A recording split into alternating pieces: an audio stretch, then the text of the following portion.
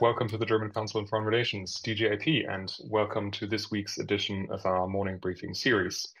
My name is Jan Stöckmann, and I'm head of the Karl Kaiser Forum. Today, we are looking at China's latest set of technology and export restrictions announced on the 9th of October, adding rare earth elements, refining technology, and extra scrutiny for semiconductor users. Beijing's move came after the United States had introduced the so-called 50% rule for its entity list, essentially restricting trade for foreign companies that are considered contrary to US interests. These steps are threatening to disrupt a fragile truce in the ongoing trade and technology war between China and the United States, which was meant to pave the way for a potential meeting of Presidents Xi and Trump. Now, it's important to remember that China controls about 70% of rare earth mining, 80% of its refining, and 90% of rare earth metal alloy and magnet production worldwide. The elements on the new Chinese export control list are crucial to the world economy, including several used in making cars. Now, and on top of that, last week, the Dutch government took control over the semiconductor manufacturer Nexperia from its Chinese owners, citing national security reasons and prompting China to stop the export of Nexperia products, including chips for the car industry. The consequences are obvious and are making headlines in Germany too, as automakers are getting worried about parts shortages and plant closures. So what are the next steps to be expected in the tech and trade conflict? What's Beijing's underlying strategy? And what can European and German policymakers do, if anything, to protect our economic security? To address these and other questions, I'm delighted to introduce our speakers today. First up will be our own Michael Laha, who's a senior research fellow here at DGAP, and who was previously, inter alia, a consultant with Sunalytics, a visiting fellow at Merix, and a senior program officer at the Asia Society Center on US-China Relations. Welcome, Michael. Next will be Rebecca Arcesati, who's a lead analyst in the Science, Technology and Innovation program at the Mercator Institute for China Studies, or Merix for short. He previously gained experience working in the private sector and also as a research assistant at UN Women China office. Welcome, Rebecca. Last but not least will be Lee-Makiyama, who's the director of the European Center for International Political Economy and previously worked as an independent advisor to various governments and international organizations. He's also a business advisor at the Trade Policy Hub at the London School of Economics Consulting Branch. Husuk will be a couple of minutes late because he's joining us straight from another meeting, but by the time that he's delivering his input, he should be with us shortly. Now, before we begin, just a quick reminder that this event is being recorded and will be uploaded subsequently. We'll kick off our conversation, as always, with about 5 minutes of intro remarks each, and then open up for questions and answers after about 25 to 30 minutes. Please raise your hand if you would like to ask a question, and keep it relatively short so we can pick up as many as possible. Finally, a word of thanks to all my colleagues, especially Antonio, for making this event series possible. Now, without much further ado, let me hand things over to you, Michael.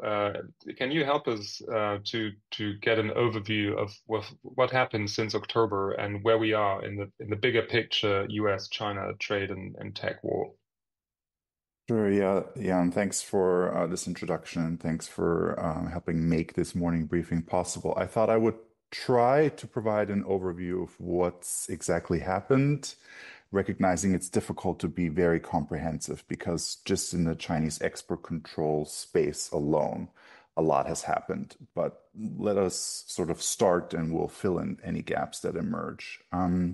Basically, on October 9th, the Chinese Ministry of Commerce announced a pretty wide-sweeping series of export controls. And those are thought to be in response to an action the United States took in mid-September, which was a US Department of Commerce so-called 50% rule. And this 50% rule says that not just companies that are listed on its entity list require a license to trade with, but now all the companies in which the listed entities have a 50% stake in also require a license. And so this has increased the number of companies captured by the US entity list by a multifold. And so the Chinese government was obviously not particularly happy about that. And I will pick out of 9 issues dated on 9 measures that were dated October 9th and then under October 14th. I will pick out 2 kind of smaller deals that were announced and 2 big deal measures. So let me start with the 2 small ones. One of the 2 smaller deals is that China sanctioned 5 US subsidiaries of the South Korean shipmaker Hanwha Ocean under its anti-foreign sanctions law. And so it's by now no secret that shipbuilding capacity is an issue in US-China relations. Chinese shipbuilding is world dominating and the US is far behind. So 50% of global shipbuilding 53% of global shipbuilding is Chinese, and the US represents 0.1%. The 2 other big players are South Korea and Japan, and they make up together 40%. Why is this kind of a small deal? China only sanctioned the US subsidiaries of this South Korean shipmaker, which means that the parent company and its other subsidiaries globally remain untouched. So I view this as kind of a shot across the bow. Another smaller deal issue. The Chinese government placed a series of US anti-drone companies on its unreliable entity list. So the US has an entity list and China mirrors the US export control regime by creating its own versions of these lists, and it calls them unreliable entity list. And these US anti-drone companies, a subset of them made announcements over the summer that they were working closely with the Ukrainian government. Why is this a kind of a small deal? Because these companies will probably not be majorly impacted by their listing on the unreliable entity list because they don't have Chinese companies as suppliers. So let me move to the 2 big deal issues, and then I'll hand it over to Rebecca. The first is that a large section of the battery value chain has been captured as a result of these export controls. So in July 15th of this year, so-called lithium iron phosphate cathode technologies were listed on Chinese export controls. And this is an area of battery technology that the Chinese government is leading in. It happens to be the type of technology that CATL announced this September in Munich as a new battery technology that they're preparing for the European market. And in this set of controls, they didn't just decide to control the cathode, but also the anode and several pieces of equipment that are needed for battery manufacturing. And then the last big deal item that I would reference here is an update to the rare earth controls. And here, China basically created its own version of the foreign direct product rule, where it said that any product that contains less than 0.1% of China supplied rare earths needs a license to be not just exported, but also transferred from one third country to another third country. So a huge extension of a kind of extraterritorial reach of China's export control regime. I'll maybe leave it at that and look forward to comments and questions later. Thanks a lot, Michael. This is extremely interesting, and I'm sure will prompt follow-up questions. But let's move on to Rebecca for now. And perhaps, Rebecca, you could help us get a bit more of an understanding of China's grand strategy, as it were, of tech and export controls. How does this fit in, and what are the goals, and how are they to be achieved by China? Over to you. Thanks very much, Jan. That's an excellent question, and thanks so much, DGAP and Michael, for making this event possible today. So I thought I'd just kind of put China's latest export controls into wider context and sort of explain how export controls as a tool fit within China's grand strategy for technological leadership. And hopefully, by the end of my short input, you also kind of appreciate how Europe is not just collateral damage, as it's been, I think, characterized by some media reports, but rather one of the targets of China's export control strategy. So China, over the past few years, has been institutionalizing and expanding its export control regime. It has added new authorities, for instance, what Michael mentioned, the extraterritoriality, which is kind of a mirror to the US foreign direct product rule that was introduced in October last year. And so we had been wondering when and how Beijing would use this new and very powerful, potentially very powerful authority. Several rounds of export controls had already been put in place, covering several critical raw materials in which China, as Jan, you very well said at the beginning, holds a dominant position, especially on the processing side of things. So there were, in the summer of 2023, already the controls on various gallium and germanium products, which, as you may recall, were a direct response to the coordinated export controls that the US, the Netherlands, and Japan had imposed on semiconductor manufacturing equipment. There were then controls on synthetic graphite, which is very important in the battery value chain, and many other critical raw materials. So we could see that China was adopting this incremental strategy. I think there was a lot of trial and error involved. You could see that the Ministry of Commerce was discussing with companies in China whether certain technologies should be included. At one point, the inclusion of technology needed to produce solar panels was kind of being mulled, but in the end, that measure wasn't adopted. So a lot of trial and error, which is why I think that the Chinese government had been preparing this, frankly, for quite some time before they decided to pull the trigger with what has been so far the most complex package of export controls, which Michael explained, that came out a few weeks ago. Why is that? Why is China adopting this strategy now? I think China wants to be kind of indispensable in global technology supply chains. This is something that has been said by the Chinese leadership for a very long time.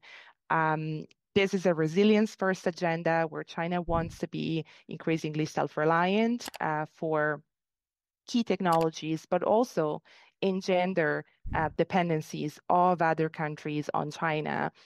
There's this term that President Xi Jinping sometimes uses, which is assassin's maze technologies, or technologies that, according to the Chinese leadership, would grant China asymmetric advantage, basically by deterring other countries from imposing further technology export controls and restrictions on China, cutting supplies, while also helping Chinese companies achieve global dominance. So this is the strategy. They see export controls as a very useful tool for deterring these measures by other countries and to, frankly, counter de-risking as well, which is why, interestingly, if you look at some of these controls, they really cover the full value chain of products, from critical raw materials and related refining, processing, and extraction technology and equipment, all the way to the technical personnel. Already before the latest round of controls, China was confiscating passports of some of the country's top rare earth experts. And so this is really a full chain approach to keep value chains within China and to control the extent to which Chinese technology and know-how are shared with other countries. The message being, well, if you say Europe are looking to build alternative supply chains and diminish the extent of your technological and economic interdependence with China, we're going to make it difficult for you. We won't be sending the Chinese equipment, the intellectual property, the personnel that you need to create those alternative supply chains. So I think this is a very important element that I wanted to emphasize. This is really about countering de-risking, and it's a very powerful tool. Last point, and I will conclude, is that this won't go away. China has this leverage and it will keep using it. There is a geopolitical component here, which is really to try and hit the US defense industrial base. This is a clear logic of the latest export controls, which is why companies throughout Europe, but also elsewhere, already before October, were told by the US government that their suppliers or by their suppliers that they would need a license, and that that license would be subject on the condition that these companies wouldn't re-export to any US military contractors. So this really hits at the core of the transatlantic defense industrial base, and it is China's direct response to several US measures that have been aimed at slowing down China's military modernization. So there's an industrial policy component, but there's also a national security component. So the question is, and I hope we can discuss this, to what extent does Europe have leverage to kind of bring China to the table and try to at least relax some of the licensing procedures, which are causing real headaches to European companies across civilian and defense sectors alike. And I'll stop here. Thank you. Wonderful. Thank you so much, Rebecca. And this is a perfect segue into our last input by Lee-Makiyama. You are based in Brussels, Huzuk, and as Rebecca just said, Europe is not just a collateral damage, but highly involved itself in this tech and trade war. So what's your perspective from Brussels, and what are the broader implications for trade across the globe, not just with the US? Over to you, Huzuk. Thank you so much, and thank you so much for having me. I did actually make the meeting on time, so I'm very glad to hear the input from my fellow and better placed speakers. I couldn't possibly speak on behalf of Brussels. I'm probably the last person equipped to do so, but I'll offer some of my personal reflections, which chimes very well with the points that have been made by Rebecca and Michael. I think what I hear from their intervention is that this is quite unprecedented. This is, of course, from a European perspective, quite worrying. And I also hear from Rebecca's intervention that this is not just a short-term negotiation leverage, on which I 125% agree. Of course, I mean, timing when this is introduced may be linked to the 50% rule 1 month prior. But this is also a negotiation leverage that can be used against the United States in the current negotiation about investment, first and foremost, rather than trade and tariffs. I would say the following, that if you game that out and all the way, using this as a leverage may not actually help the Chinese. And I know for a fact that both US and Chinese negotiators are steep in that thinking, where you don't back down from these kind of leverages. These are much more structural and long-term. And you can even look at it from a more of a public institution point of view, that if you build a mechanism and a compliance structure similar to this is not something you dismantle over a cup of coffee at APEC. So this is probably here to stay. On that point, I would also still say that extraterritoriality that they have applied in these 6 proclamations is not the preferred way of China. China has a very long history of territorial perspective of law. And this is something that they share with Europe, whereas US sanctions has always been extraterritorial. Once again, this goes back to gaming things out. They don't impose things that can be used against them. But the deterrence aspect of this is actually fundamental.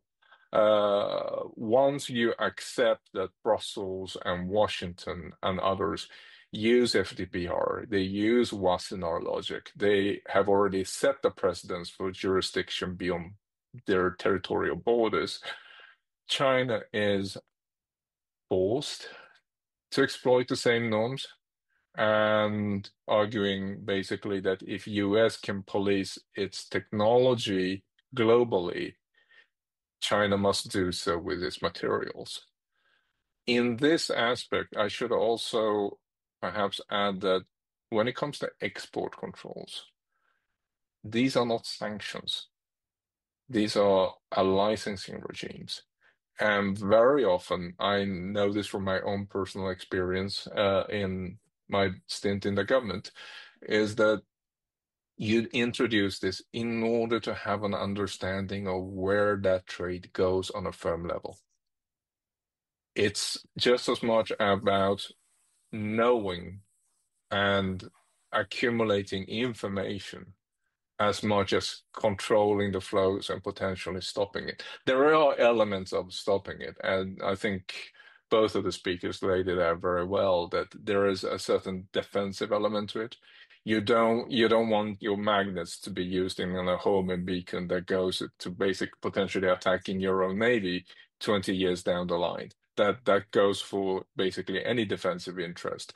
But China spent a lot of time trying to deflect US technology more than anyone else. That's absolutely for sure. I would, rather than pointing to the short-term negotiations and this extraordinary step, perhaps looking at what could be their long-term goals, aside from just adopting the same extraterritorial logic. And if you look at the trigger conditions, it is actually also about protecting the technology, i.e., for the first time, China has reached a maturity, either in processing, but also in the usage of the critical materials, where they have something to protect. In other words, this is a crowning moment, if you like, of the technology development as much as everything else. Then we can have a conversation about why is the threshold so absurdly low, 0.1%. That's total control. You can call that extra export control with Chinese characteristics, if you like. But this is something that we very often find in Chinese conditions, that they are sometimes almost comically low. And anyway, I think also we need to bear in mind that China is probably ready to enter into negotiation, not necessarily over the nature of these controls, but over the controlled items catalog and the dual use that more or less suggests that they are willing to take a structured discussion, at least with Europe, and say, you have Wassenaar. You want to position, say, you claim to position yourself in an equidistance between Trump administration and China. We need to see some proof. We need to see reciprocation. And here's where I think the negotiation leverage, which is not the short term that you will see at APEC next week, but more in long terms about their fear of isolation. And bear in mind that, they have a little bit of a moral authority here, because if you look at the Wassenaar, you're looking at 3,000 or so HS6 lines.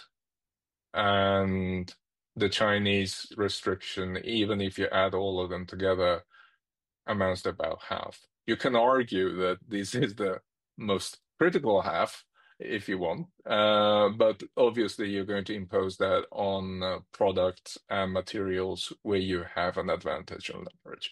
There is no pointing and then imposing export licensing on things that you don't actually export.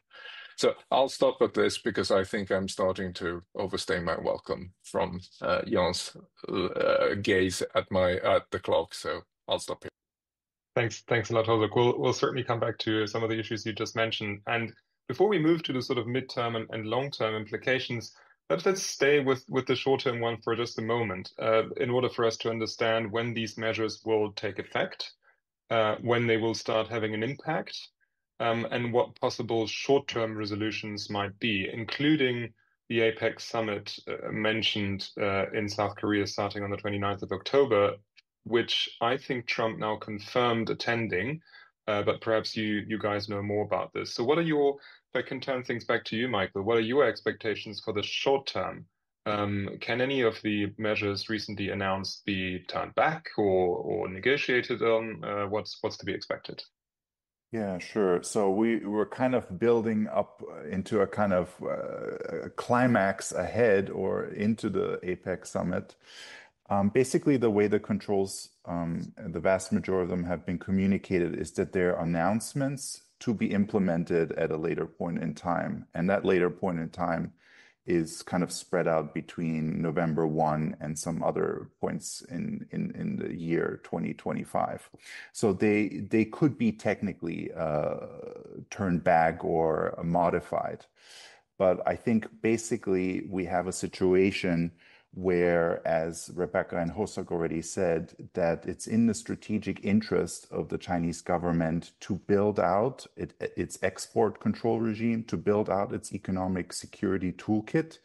So I think besides changes to certain items on the list, but not how the lists themselves function, is possible, but changes to how the lists function, I would say, is not something that we should expect, certainly before APEC summit or even in the months and years after.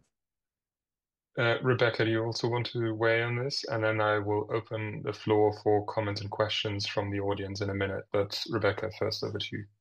Thanks. Yes, I fully agree with Michael. I would add that there's also a big question around enforceability of some of the controls China imposed. Hosuk rightly pointed out that China is very new to this extraterritoriality game.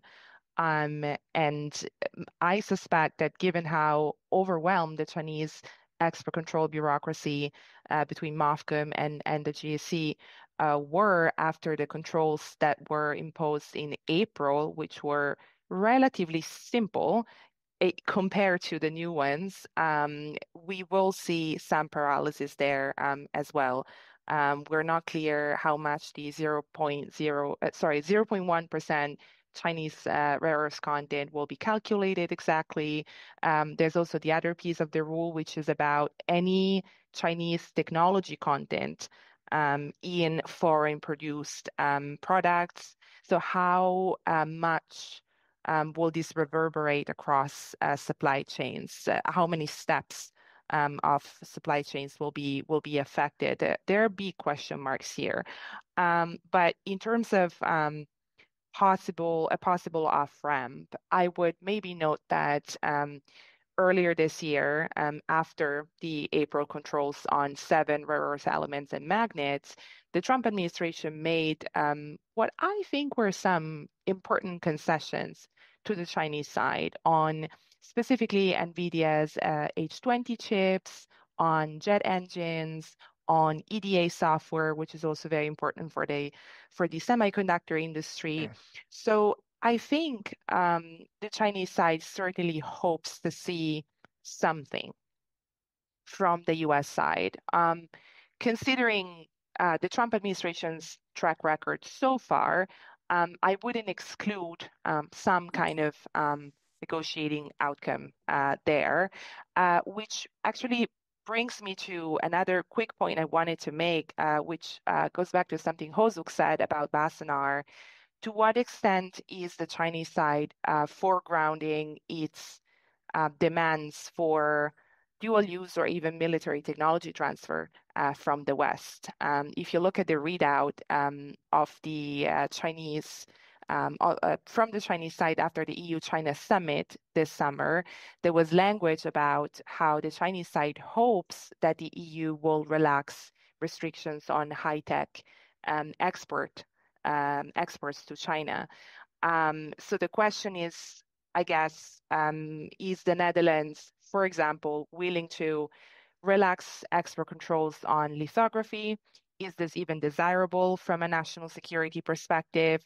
Are other member states prepared to go there? Like, we're talking about possible, trading away national security interests in order to receive critical raw materials from China. I think this is a new reality, and it's not an easy one for policymakers to deal with. But I'll stop here. Michael? Yeah, can I have a two finger on that, on Rebecca's excellent remarks? Maybe two things that are worth highlighting here.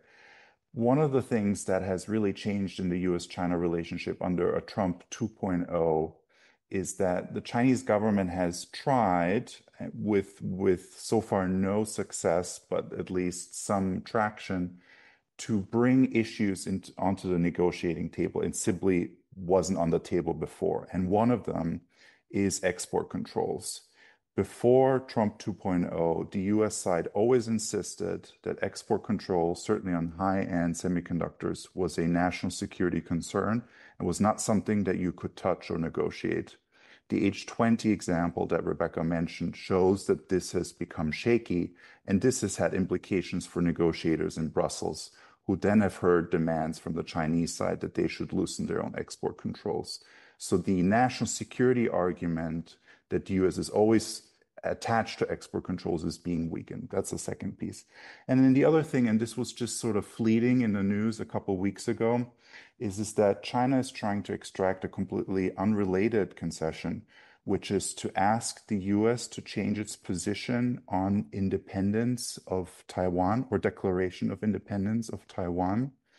And so basically, right now, the US has a position that it neither supports nor does not support a independent Taiwan.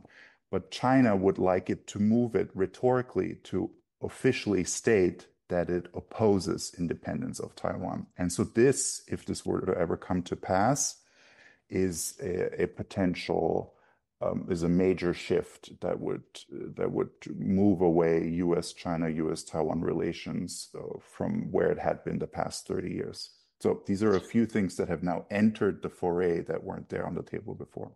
I will give you, Hozok, a chance to react as well. But before I do, let me just invite everyone again in the audience to come forward with questions and comments. Happy to open the floor. But over to you, Hozok. I think you wanted to react as well. No, actually, I don't have to, because we seem to be very much in alignment with what I said, so I'm very happy about that. I will just maybe lend further data points on some of the later points that were made after my statement, which is this reciprocation that China seeks, which both speakers have picked up on. I think it is very clear that Wassenaar system, they see the weakness of the Wassenaar system, they meaning the Chinese. We resorted to a consensus -1 because of Russia's membership in the Wassenaar. So they're probably trying to build a new structure where they are at the negotiation table from day one.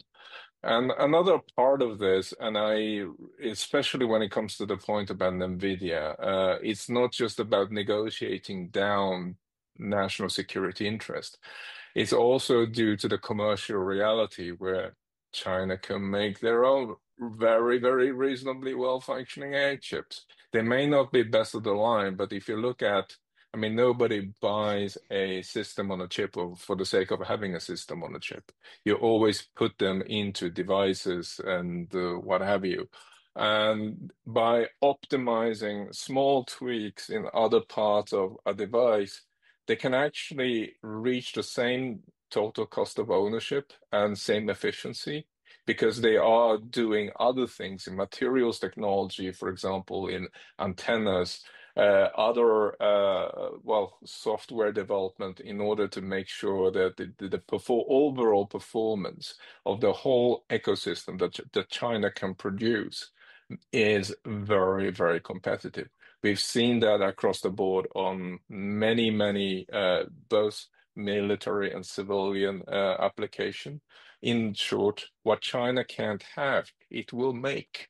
And in other words, we are in a sort of like a losing proposition given China's scale and ability to satisfy their own home market. You can actually, there's a limited timeline or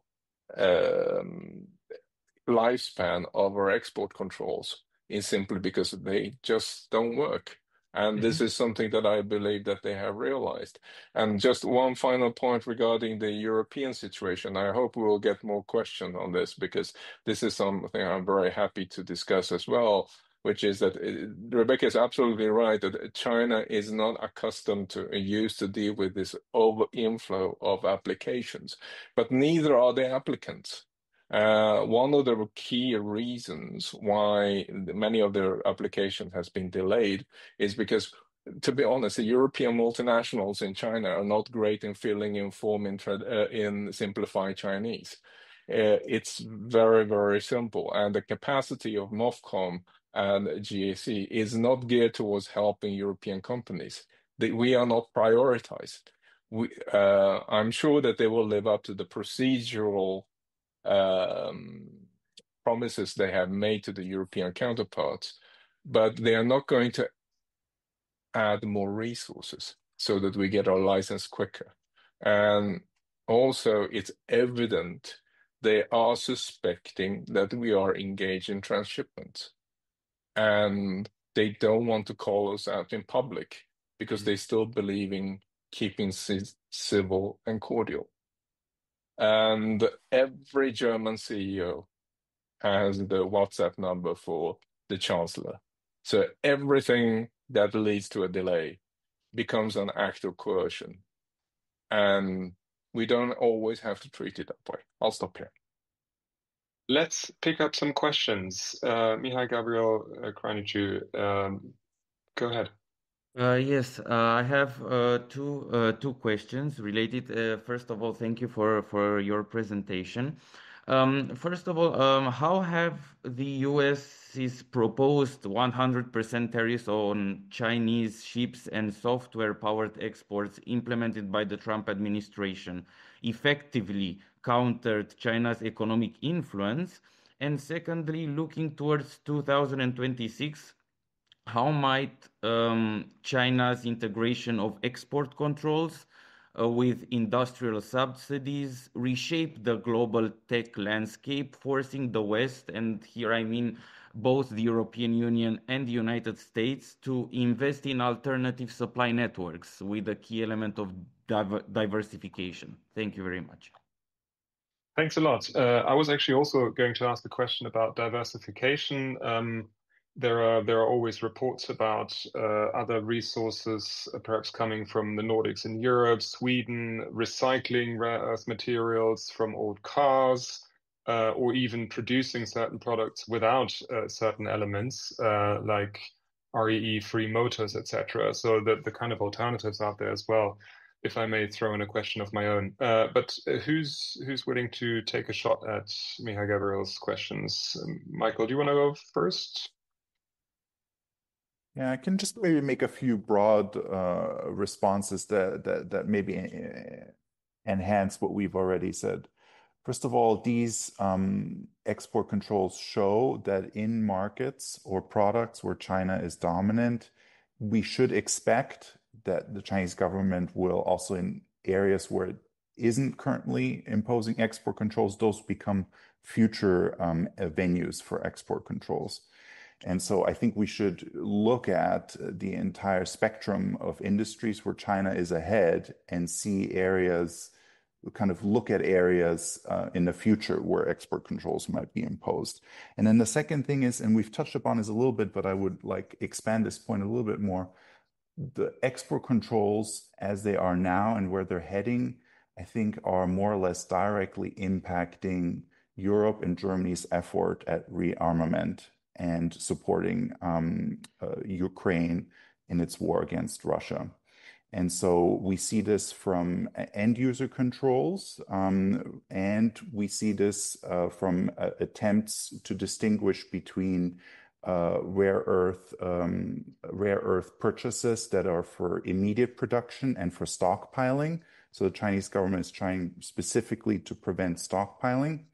And then we see this in a series of finished products, for instance, in batteries, where the drones that are flying on the Ukrainian battlefield include batteries that are delivered directly from the Chinese market. So these are all areas or choke points that haven't yet been exploited, but they're already on the table and we have visibility into.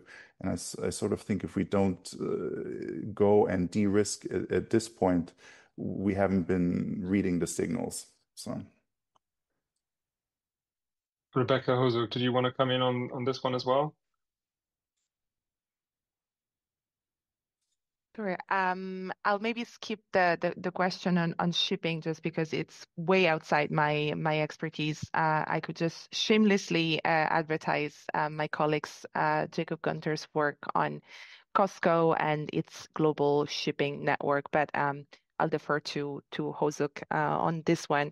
On diversification and kind of what to expect within the next decades. I mean, the production timelines to build, let's say, a rare earth extraction plant or a magnet manufacturing plant are just very long.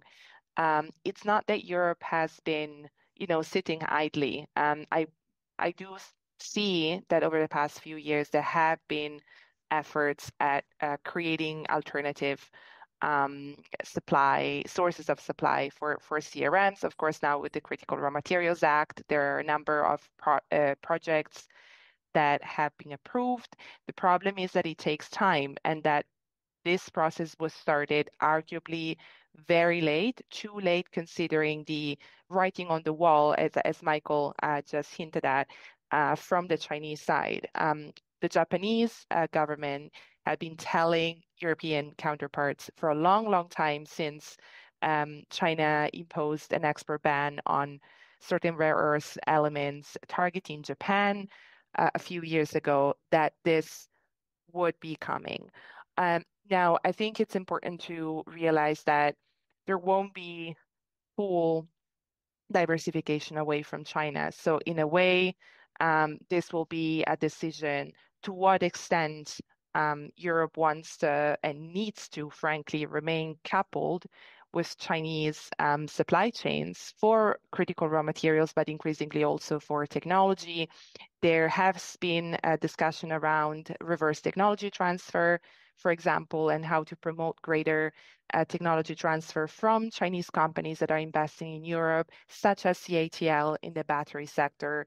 And this could bring opportunities to the European economy, but Chinese export controls are coming in the way because the Chinese government isn't so eager to have its national champions, share their most advanced technology. So I think we're entering a time where transactional negotiations, very transactional negotiations, will be the norm, and there will need to be some sort of concessions on both sides and an understanding that leverage matters and it needs to be used in order for the other side to believe that there's a credible threat if it doesn't change its behavior. We haven't talked about the anti-coercion instrument yet, by the way, but maybe we could do so later. Before I give the floor to you, Hozuk, I do want to mention that there are two more questions in the chat because we only have 15 minutes left. So try to answer as many questions as possible. There's one more question by my colleague Nicola Xavierev, who's asking about China's internal economic developments, how strong the economy is at the moment, if there are any sectors particularly strong or slowing, and how the export control escalation affects that if in any ways. And then there's also a question by David Masman-Guthoff who's asking about new sanctions on Russian oil and particularly the secondary sanctions targeting firms in Hong Kong and China influencing this broader context. So we've got more questions about Russian oil sanctions and China's internal economic state of being. Lots of questions to pick from or answer all of them. Hozuk, over to you. Well, I'll start with the diversification because I think I have a slightly different view, or actually a similar view, but even more negative. But bear in mind that I used to be a trade negotiator, and for me, the glass is always going to be a half empty. I think, I mean, we can go back to the restriction on graphite, and I know for a fact that the G7 governments contacted the commodity traders and just to see what is possible to do at what timeline and what costs. And the answer was very, very clearly it will take multiple years at a bare minimum before you see the first shipments. Will take 2 to 3 years, and you will never ever reach the scale and the cost levels that we have now. That's the answer, and I'll stick by it because it comes from people who know about this stuff more than we do. And if you apply that to, let's say, rare earth oxides and metals, where China has somewhere between 70 to 100% dominance of the export markets, you do the math, you know. And the second question about tariffs, I'm not sure if China is so much worried about the tariffs on ships because there are so many restrictions in the shipping industry to begin with. I think the main issue is actually more about the docking fees of Chinese-made ships rather than anything else. And there's also a rumor around how that might actually have influenced the recent proclamations by China on the export controls. So that was this actual trigger. I'm not inclined to that view, but I will say the following, which is that look, if you look at the Chinese corporate revenues, only 2% come from the overseas market. They don't care about tariffs. Oh, well, to some degree because they impact jobs, but a highly tariffed and restrictive system impacts Europe more than China. And from their point of view, they have a plan B. We don't. And here's where it comes into a crux, which is basically China has a pathway for survival because they don't depend on the overseas economy because of the domestic growth. And they can still go back to import substitution, which can actually spur some growth. We don't have that plan B. So this is also something that led to a miscalculation, I believe, in the early on in the US-China negotiation, where the Chinese leadership basically were overconfident in their hands because they believed that actually, please do impose 100% tariffs and for the remaining of the tariff lines where there are currently no tariffs, because we can deal with it. It's the investment that's the key focus of the negotiations. And that may have backfired with some of the southern provinces, which may not depend on export for revenues, but for job opportunities. I'll stop here. Wonderful. I saw Michael slightly shaking his head, perhaps a slight bit of disagreement. So let's enter into debate. Michael, over to you. Maybe just a two finger on the pessimism versus optimism piece. I mean, I feel like this happens a lot in debates in Europe on taking measures to counter various things that China is doing, and the critical raw material piece is the same. I mean, the exchange between Japan and China that led to Japan to de-risk happened in 2010. And at that time, Japan had a 90% dependence on rare earth imports from China. And over a 10-year period, it reduced it down to 58%. So there's two lessons here. One, it took 10 years. And second, it didn't even reach below the 50% mark. However, I say this only to say we still have to sort of get started, because if we view the task as too large and too impossible, then people have a kind of impetus to postpone action still. So I think we shouldn't wait for more and more signals. We should just start and still be satisfied with a mixed portfolio of risk and dependence rather than a full dependence picture, which we have in certain sectors today. Let me just clarify for just one quick second. So for someone who has been talking about Plan B, obviously, we need to diversify. But what I'm trying to also say is that if you're in the downstream industry that depend on these inputs, it is going to have an impact on your competitiveness against Chinese rivals or countries that have unfettered access to Chinese supply in the critical raw materials. It goes without saying. And you need to have a plan B for that too. So there is no direct substitution.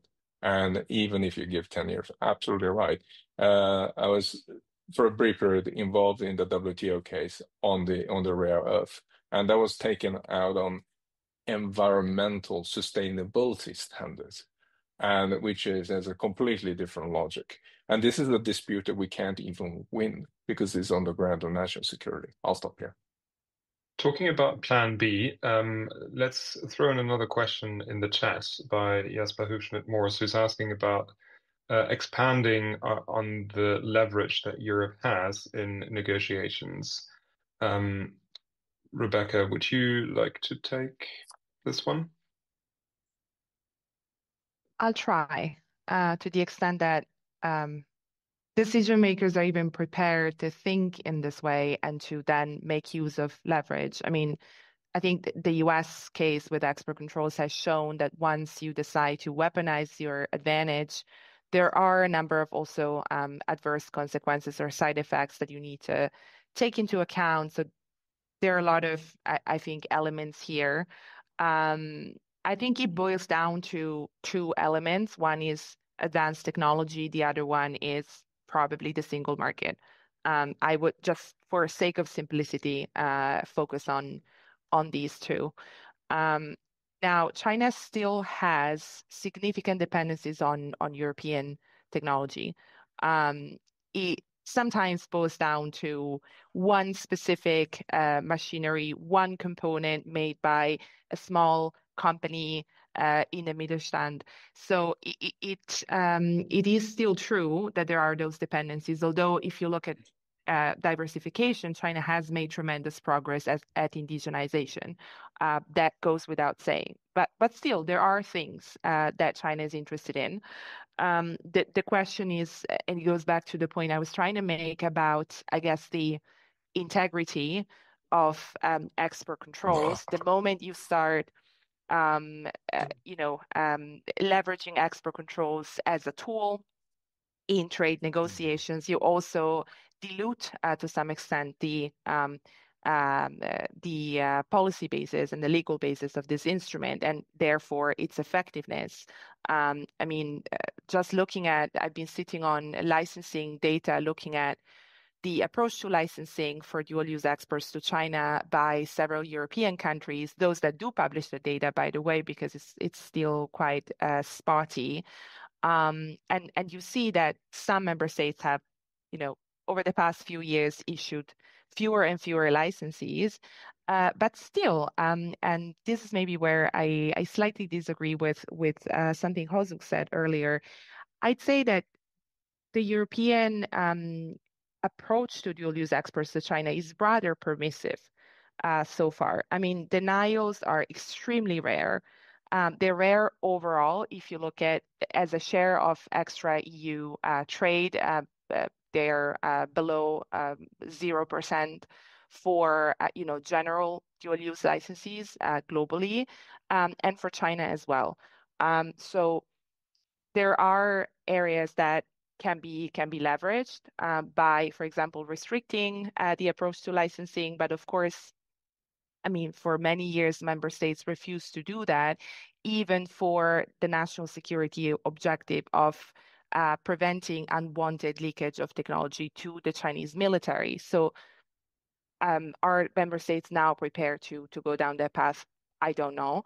The single market, to me, seems to be a more appealing option, and there are ways through the anti-coercion instrument, if member states chose to activate it, to leverage that by, for example, going after certain Chinese imports or Chinese investments in Europe. But again, it will take political will, and it will take a critical mass of member states that decide both that economic coercion is happening, and so that we can establish that China has engaged in economic coercion, and that will support the kind of selection of countermeasures that the European Commission would then propose. But I do hope that the anti-coercion instrument will be on the agenda. I think there increasingly talks about using it because it is a very powerful instrument. And it was designed for a reason. It wasn't used against the Trump administration's actions. Why not using it now, given the, frankly, economic security, but also national security emergency that we're in? Also, your response? Yeah, just very quickly. I don't think there is any difference in views in terms of how permissive the European system has been. There is always that internal competition. If you can't buy from the Germans, you go to one of the Scandinavians, and that has been one of the fundamental problems. The other part of the problems which is that, as Rebecca rightly pointed out, the items that are critical for the Chinese industrial base is becoming narrower and narrower. As we said, what China can't have, it will make. There's a reason why the Americans went after lithography equipment in the semiconductor value chain, because that's a European technology. They didn't go after etching, they didn't go after packaging, they didn't go after deposition, because that's American technology. So by restricting European technology, you created the biggest incentive for the Chinese to basically reverse engineer and try to outcompete European technology. That's basically what happened. So in short, restricting doesn't actually always become a leverage. It might actually work the other way around. And this is basically what we have seen in the semiconductor field across the board. I will also maybe add on the question around ACI and other instruments that it's very important to game things out and also looking at what cards you have. Although I outed myself as a perpetual pessimist, I will say that pessimists are usually right, and especially when it comes to trade. And we have to bear in mind that single market is not a leverage for another market that has a bigger single market. Currently, just to lay it out, global growth for 2025 is produced by United States, China, up to around 70%. So if you look at all the growth produced in the world, it comes primarily from US and China. They account for around 30-40% each. Europe currently generates less growth than Indonesia, or on par, more or less, depending on how generous you are. If you're in the business of expanding, i.e. exporting and trading, existing side of the market doesn't matter so much as the growth, because that's the market share that you can grab. We don't, as J.D. Vance famously said, we don't necessarily hold all the cards, neither does the Chinese. And that's why I'm inclined to say that rather than the tirade, the charade of the single market as a leverage, it is not. It has, if that was the case, we would be the most powerful economic power in the world, which we are not. I think it's more of the moral imperative that the Europe provides to the, let's call it a G3, G4 context of the leading 3-4 countries in the world. What Europe agrees as acceptable becomes the norm as what is the moral basis for what all the other countries except the United States can sign up to. China understands that, and that's why they want to have a reciprocal regime with Europe, and we are not in a position to give it to them. But ultimately, they understand the soft power. I hate that word, but I'm going to use it in this context. The legitimacy that Europe brings in anything that we can agree with the Chinese. I think that has a much, much more bigger power than anything that we can provide in terms of economic pressure, because in the end, they generate a growth that is probably around 10 times more than we are at this given point. Thanks so much, Rosek. This was almost good enough for closing words, but I want to give Michael and Rebecca also a chance for last comments in the 2 remaining minutes that we have. I know that we have more questions in the chat, but I'm afraid we have to close at past. So, any remaining comments or recommendations that you'd like to share within 1 minute each? Michael, you're first. Yeah, one thing we haven't talked about, and I was going to pose it as a question, is its impact on the APEC summit and whether it will happen or not. And I think the wager that I will make is that it will proceed, and the sort of intensity of negotiation is actually evidence of that rather than not. Was curious if any of the other speakers had a reaction. Rebecca.